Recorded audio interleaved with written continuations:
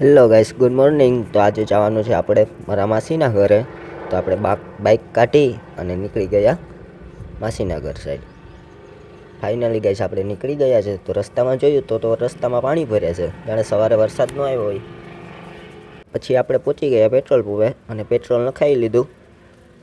Petrol નખાઈને પહોંચ્યા નરસન ટેકરી. તો ફાટક બંધ હતો, તો થોડીક વાર વેટ કરી લીધો, ફાકી બાકી ખાઈ લઈ હતી.